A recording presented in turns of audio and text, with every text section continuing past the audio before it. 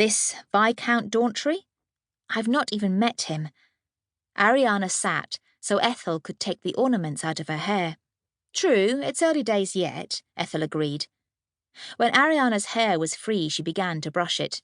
So, you ran Lord Churston off? Thank heavens. I can't believe that he tried to scold me. You could have said I was with you in the cellars.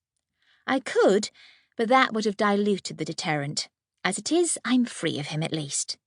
But no additional suitors, other than Dauntry, whom I've not yet met, Ariana reminded her. Frank Fettersby tried to court me. The fortune-hunting rake? The very one. If he learned not to sneer when rebuffed, he might have more success. People don't change, Ethel said, putting down the brush. I'm not going to become excitable. You're not going to become meek. The Prince Regent's not going to become frugal. Ariana turned to look up at her. What of all the sermons about repentance and reform? I don't reckon they change people's natures, but they might change what they do with them. You're going to continue to be determined, but you're going to use that to choose the right husband. Yes, I am, Ariana said, standing. And I'm going to remember that the Earl of Kynaston has always been on the road to ruin, and people don't change. So he was pleasant this evening, and behaved quite normally, but beneath that exterior, he's a wreck. Ariana settled into bed, pleasantly tired, but hours later was still awake, at least in part because of thinking about a certain wretch's potential for reform. Tinkling clocks around the house, and more sonorous chimes from church bells farther afield, told her it was 2 a.m. of what the French called a nuit blanche. She didn't often suffer them, but she knew how it would be. Simply lying there wouldn't bring sleep, and soon her legs would become irritated and might even cramp.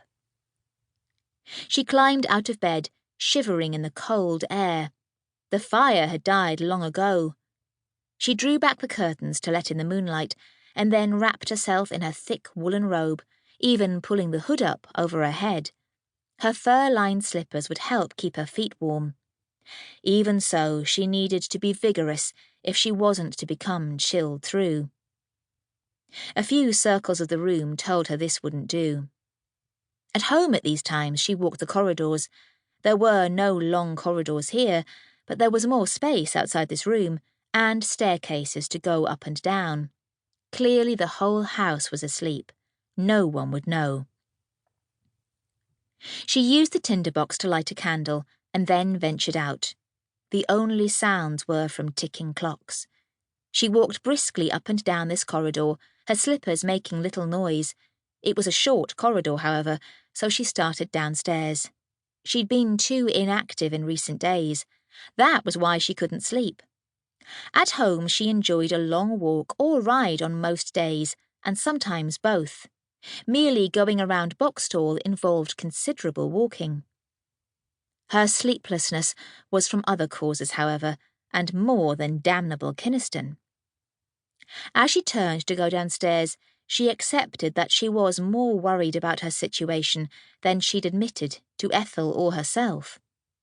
The death of the princess had brought all her worries to the fore, but once she'd busily engaged in her plan, the hovering disaster had moved backward in her mind.